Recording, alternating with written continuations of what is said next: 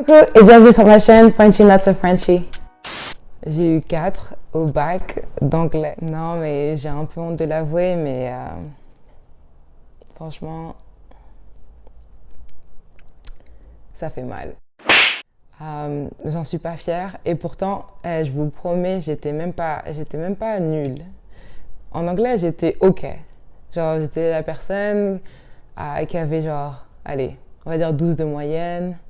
Mon collège et mon lycée, ils étaient un peu durs, voilà. C'était un peu dur quand même, le niveau. Mais j'avais toujours, voilà, 12 de moyenne. Donc bon, je savais que j'étais pas bilingue, hein, mais je savais pas que j'étais nulle. Non, mais en plus, le pire, c'est que j'avais vraiment essayé, quoi. Je me rappelle en terminale, j'avais des potes qui étaient aux États-Unis, ils me disaient, Manu, tu peux peut-être avoir une bourse, blablabla.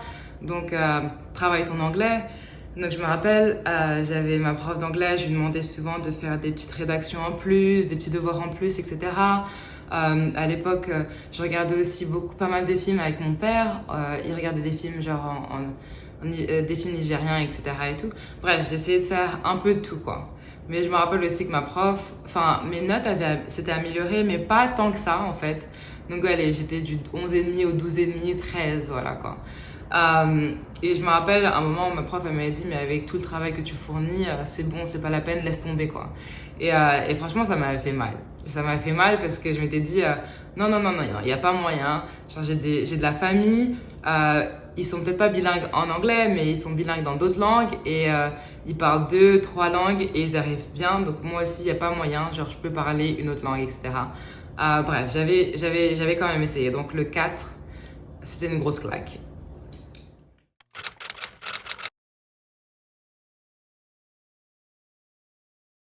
Bien sûr, voilà, comme tout, j'ai relativisé et je me rappelle quand j'ai commencé l'université, je m'étais dit, bon, je vais partir 3 mois, enfin 2-3 mois pendant l'été, voir ma famille aux États-Unis, comme ça, voilà, genre je vais travailler mon anglais. Et je me rappelle, ma tante, elle était super contente, elle m'a dit, ah ouais, bah si tu veux, je pourrais même te mettre dans une école, tu pourras passer genre l'équivalent du bac. Donc voilà, je suis partie. Et je suis partie pour passer le GED. GED, c'est, voilà, comme je vous ai dit, c'est l'équivalent du bac, un peu genre, pour les gens qui ont eu un parcours un peu différent. Donc, c'est un peu genre bac candidat libre, mais il a un peu réaménagé le bac, mais ça vous permet quand même d'aller, après ça, à l'université, etc. Donc, c'est ce que j'ai fait. Et je l'ai passé en un mois, même pas. Genre, je vais pas dire que c'était facile, mais en fait, bah, vu qu'ils font la moyenne et que dans les autres matières comme tout ce qui est maths, histoire géo, etc., c'était pas trop compliqué. C'est juste que je devais apprendre des trucs en anglais. Mais à part ça, c'était pas compliqué. Donc ça allait. Mais la partie qui m'a demandé le plus de travail, c'était la rédaction. Et c'est la raison pour laquelle je suis restée quand même 2-3 mois dans l'école parce que malgré le fait que j'avais déjà eu le bac, je voulais quand même améliorer ma rédaction et travailler sur ma rédaction. Alors, rédaction, c'est un peu marrant parce que je me souviens quand je suis arrivée, genre j'écrivais comme une bonne petite française en faisant voilà mon premier paragraphe d'intro et puis après avant de commencer le deuxième paragraphe on fait quand même la première phrase d'introduction et puis après tu travailles le contenu pour arriver à la conclusion et je me rappelle les Américains ils m'ont dit genre cut that shit. Like, on fait pas ça ici, non. Ici, c'est genre, tu vas directement à la conclusion. On s'en fout de tes blabla, nanana, non, non, non. Tu nous mets d'abord ta conclusion au début et après tu développes ton truc.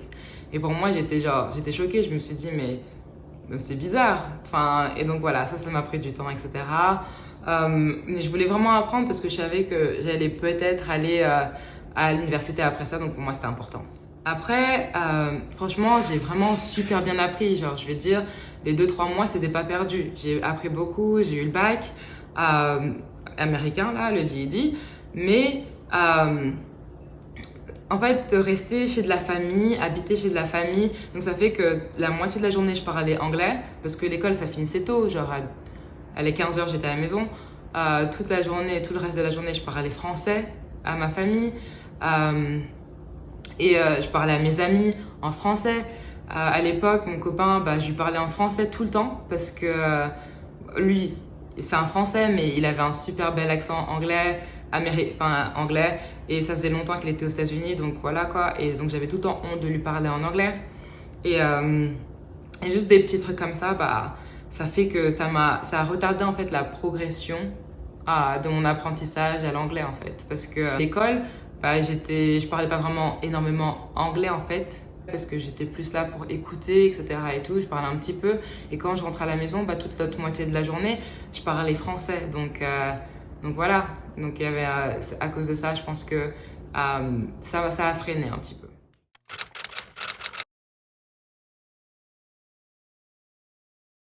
Maintenant, la meilleure méthode pour moi, c'est l'immersion totale. C'est comme deuxième semestre, j'avais commencé l'école en janvier, j'étais partie à l'université. Et comme je vous ai dit, moi j'étais dans le cursus sport-études.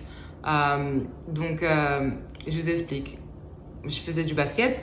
Donc au début de la journée, vous avez les entraînements de basket et les entraînements de muscu. Après ça, vous allez à l'école et vous avez les mêmes classes que les autres étudiants. La même chose. Et après le soir, vous revenez et vous avez genre études. Études, c'est un endroit où genre il y a des tuteurs qui sont là et qui vous aident à faire vos devoirs, vous faites vos devoirs, etc., etc. Et après ça, je rentrais et j'habitais avec des teammates, genre des coéquipières à moi, donc je parlais anglais encore. Mais c'est vraiment cette période-là que j'ai vu la grosse progression en fait, parce que dès le matin, c'était anglais. Et ça rigole pas en fait. On avait entraînement 5h30, 6h. Et à 5h30, 6h, si tu comprends pas ce que la coach elle dit, vous courez. Il n'y a pas je suis française, il n'y a pas je suis italienne, il n'y a pas je viens de la Serbie, parce qu'on avait des gens un peu de partout. On s'en fout. Genre tout le monde doit comprendre, tout le monde doit être sur la même page. Et il est 5h du matin, donc voilà. Donc dès 5h du matin, t'entends de l'anglais, etc. Tu commences à réfléchir en anglais. Après ça, dans la journée, tu vas en cours, etc.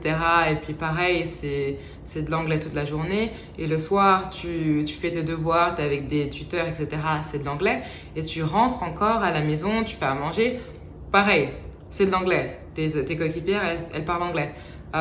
Donc franchement, là, pour le coup, après mon semestre c'était 4 mois. De janvier, genre à mai. Après ça, je suis revenue en France et j'ai vu vraiment le gros changement en fait. Genre ça avait plus rien à voir, je pensais déjà en anglais parce que je parlais maintenant à ma famille et à mes amis en français toujours, mais vu que j'étais occupée, je leur parlais plus le week-end ou par texto, etc. Donc ça fait que j'étais vraiment dans l'anglais 24 heures sur 24, pretty much. Et comment j'ai vu mon amélioration? Je vais pas vous mentir, au début, moi je m'étais dit, ah oui, c'est vrai, j'ai appris, mais sans plus en fait. Et c'est une fois que je suis rentrée en France, je me rappelle, en juin, y a beaucoup de touristes en fait. Et j'étais à Paris, et à un moment, il y avait un touriste qui était perdu, et il commence à demander à plusieurs personnes, et là j'entends genre les Français qui essayent de parler en anglais pour essayer d'aider le monsieur, et j'arrive et je réponds au monsieur, et j'ai répondu avec de l'aisance. Et là, je me suis dit, ah waouh, genre, t'as vraiment progressé en fait. Genre, tu t'étais pas rendu compte, mais en fait, la discussion, elle allait normale. Genre, tu comprenais ce qu'il disait, tu pouvais échanger, il n'y avait pas de problème. Alors que quand j'avais vu les autres Français, par exemple, c'était un peu galère, quoi. Et c'est à ce moment-là que j'ai réalisé, je me suis dit, ah, mais en fait, oui, tu as fait des progrès, etc. C'est vrai, à cette époque-là, j'étais pas bilingue. Mais j'avais fait de très, très, très gros progrès. Genre, je comprenais pas mal une conversation, je pouvais répondre, etc., etc. Mais franchement, l'anglais, c'était pas facile. Genre, faut le dire, j'étais nulle. Et je me suis rendu compte d'ailleurs qu'il n'y avait pas beaucoup de gens qui avaient foi en moi. Parce que je me rappelle encore. Alors, ça faisait genre déjà 4-5 ans que j'étais aux États-Unis. Je venais de finir mes études. Enfin, j'avais fini mon bachelor. Parce qu'après, j'ai fait un master. Mais j'avais fini mon bachelor. Et il y avait, vous savez, genre, les graduation, les cérémonies. Donc là, mon père, il est venu avec certaines de mes cousines et de mes tantes et tout, ils sont venus de la France et du Canada. Et ils sont assistés à la cérémonie. Ce jour-là, je me rappelle, il y avait 2 cérémonies. Donc il y avait la cérémonie normale avec tous les étudiants et la cérémonie juste avec les Noirs américains. Et dans cette cérémonie nord-américaine, ils incluaient aussi tous les autres Noirs et les étrangers en fait. Et cette cérémonie a été beaucoup plus rythmée parce que voilà.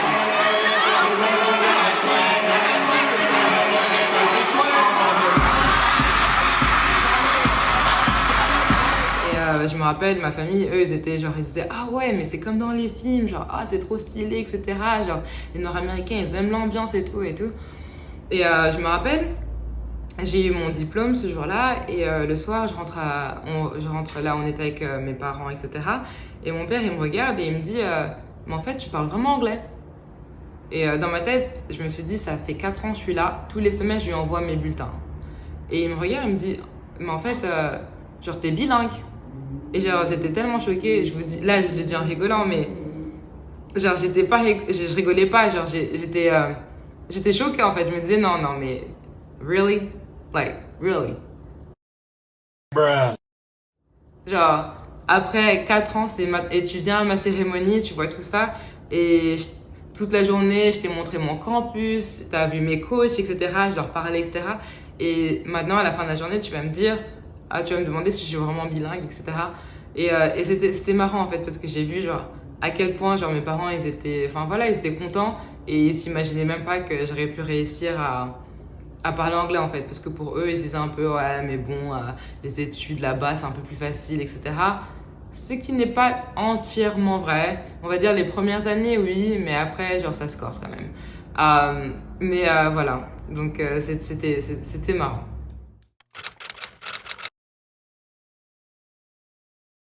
Mes astuces et conseils, franchement, moi, je conseille l'immersion. L'immersion, que ça soit 2 ou 3 mois, l'immersion totale.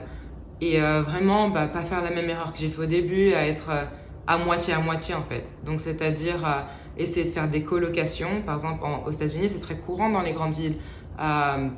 Vous pouvez vous loger pas cher et faire des colocs avec des gens. Il y a plusieurs sites, etc. Vous faites une coloc et vous vous arrangez à aller faire des cours pour les étrangers, faire un bac, faire un truc. En fait, avoir un projet précis, travailler sur un truc pendant la journée avec des Américains. Et le soir, être en colocation et faire des événements ou des trucs avec des Américains en fait, et vraiment être plongé américain ou anglais, parce que ça peut se passer aussi en Angleterre. Mais vraiment se plonger vraiment dans la culture et être en relation avec eux. Après, je dirais, et même quand vous parlez aux gens à qui vous parlez souvent, à vos amis, etc., essayez de parler anglais. Et essayez aussi de privilégier vos amis américains, ou même moi, après, au bout d'un moment, je me suis forcée à parler à mon copain en anglais. Aujourd'hui, maintenant, c'est facile. On parle anglais, français.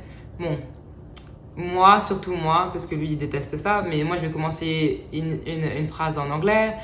Après, à la moitié, je vais parler verlan, et à la fin de la phrase, je vais parler français. Donc, moi, je m'en fiche. Enfin, verlan, j'abuse, mais vous voyez ce que je veux dire. En gros, je fais pas d'effort, je parle, genre, ce qui me vient dans la tête, c'est ce que je vais dire. Je vais parler anglais, français, etc. Mais bon, lui, il aime pas trop, donc j'essaie de, voilà, quoi. Bref. Et d'autres amis, par exemple, de privilégier des amis qui sont soit aux États-Unis, donc avec qui, enfin, là où vous êtes, et qui peuvent parler anglais avec vous, ou juste des gens qui sont locaux. Et je dirais aussi, regardez, lire, parce que lire, ça vous permet d'enrichir votre vocabulaire énormément, etc. Mais aussi, quand vous regardez des films, regardez en anglais, bien sûr, et sous-titrez en anglais. Moi, je le fais encore jusqu'aujourd'hui parce que c'est super important. Voilà, comme je vous ai dit, la lecture, ça permet d'enrichir le vocabulaire et en même temps d'imprégner certains mots parce que parfois, il y a certains mots, je bug, par exemple. Si on prend le mot consistant et consistent, c'est les mêmes mots en français et en anglais, ça veut dire à peu près la même chose, mais il y a en anglais, soit en anglais ou en français, soit on l'écrit avec un A ou soit on l'écrit avec un E, et parfois voilà, je me mélange les pinceaux, etc. Donc même quand je regarde des trucs en français maintenant, ce qui est très rare, j'essaie de regarder avec des sous-titres aussi pour pour travailler mon vocabulaire, etc. et ma grammaire et mon orthographe. Mais voilà, c'est les petits conseils. Maintenant, si vous avez si vous avez des questions ou quoi que ce soit, n'hésitez pas, mettez-les en commentaire.